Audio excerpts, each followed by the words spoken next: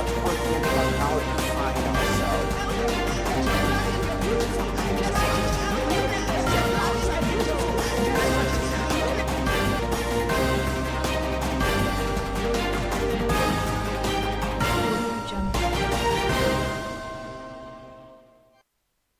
This is TOS News Track on your digital first Pan African network, TOS TV. I am Adesu Alsuyi. The Presidential Task Force, PTF, on COVID-19 has declared Kogi a high-risk state for refusing to acknowledge the existence of the disease. The PTF also said that the Kogi government failed to report testing, lacked isolation centers, and therefore warned Nigerians to be wary of visiting the state. It said, having analyzed the pandemic in the country, 22 high-burden local government areas within 13 states in the country had been identified. The National Incident Manager NIM of the PTF COVID-19 pandemic, Dr. Mukhtar Mohammed, said this on Monday in Abuja during the PTF briefing on COVID-19.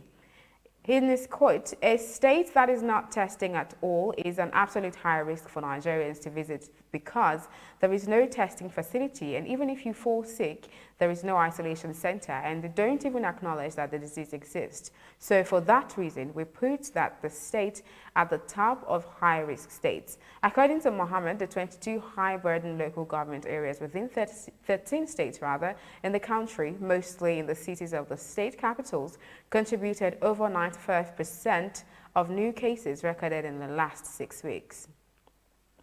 In line with the Youth Capacity Building Initiative of the Minister of Youth and Sports Development, Sunday Dare, plans have been concluded for the empowerment of youth in all the 36 states of the Federation and the Federal Capital Territory, Abuja. According to the media office of the minister, the objective of the program is to reduce youth unemployment, poverty, arrest restiveness, and harness Nigeria's comparative advantage in agriculture. The empowerment program is designed for young people, male and female, between ages 15 to 29, as defined by the National Youth Policy. Beneficiaries are to be trained in crop production and processing, fish preservation and production, coconut and shea butter production, entrepreneurial skills. Others are ICT components in agro-business and financial literacy. This is your digital first Pan-African network, TOS TV network. You're watching TOS News Track. Do stay tuned.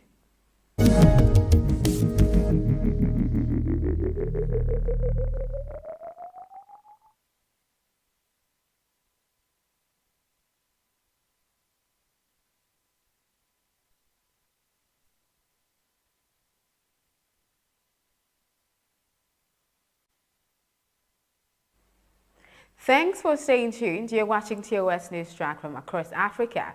South African President Cyril Ramaphosa hails the arrival of the first doses of COVID-19 vaccine on Monday as a chance to turn the tide on a disease that has devastated the country.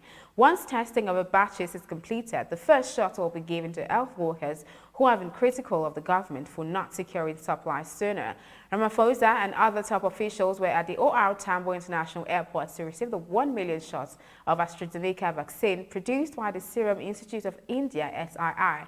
The arrival of these vaccines contains the promise that we can turn the tide on this disease that has caused so much devastation and hardship in our country and across the world. Ramaphosa said in an address to the nation, the shots that arrived on Monday will be checked over roughly 10 to 14 days before inoculations can begin. China's top diplomat called on Tuesday for Beijing and Washington to put relations back on a predictable and constructive path, saying the United Nations should stop meddling in China's internal affairs, like Hong Kong and Tibet. Yang Jiechi, director of the Central Foreign Affairs Commission of the Chinese Communist Party, is the highest-ranking Chinese leader to speak on China-U.S. relations since President Joe Biden took office. Under the Trump administration, U.S. relations with China plunged to their lowest point since the establishment of diplomatic ties in 1979, as both sides clashed over issues ranging from trade and technology to Hong Kong, Taiwan, and Xinjiang, and the South China Sea. while reassuring the United States that China has no intentions to challenge or replace the U.S. position in the world. Yang stressed that no force can hold back China's development. Yang asserted that China is prepared to work with the United States to move the relationship forward along a track of no conflict, no confrontation, mutual respect, and win-win cooperation. He suggested that U.S. firms could gain from an estimated $22 trillion worth of exports to China in the coming decade. You are watching TOS News Track. Still ahead, business and sports.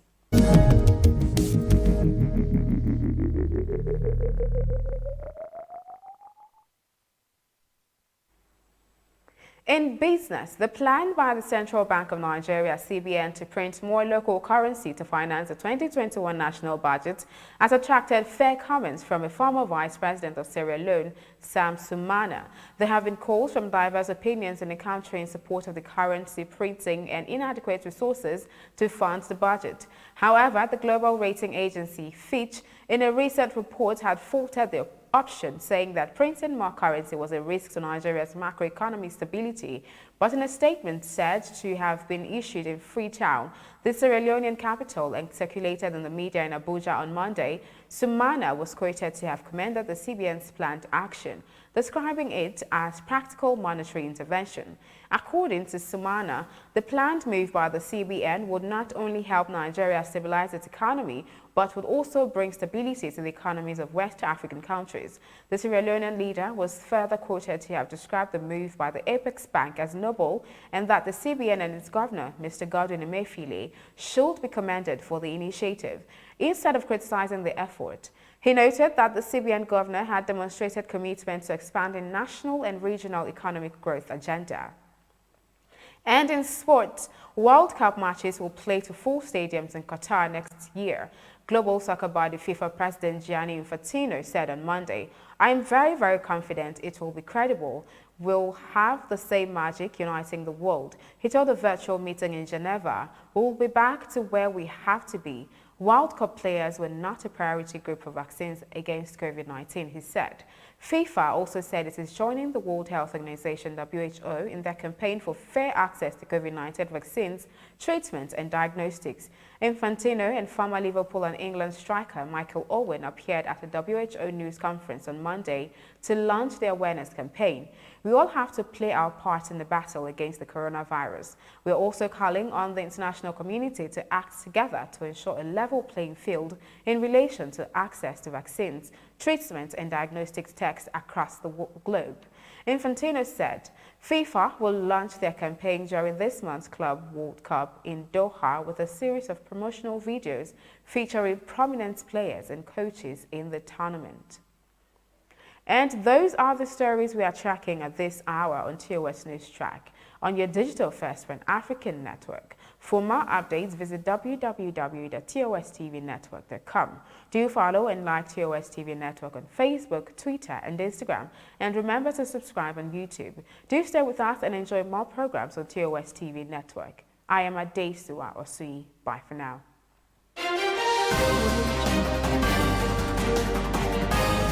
But we as a continent have now defined ourselves.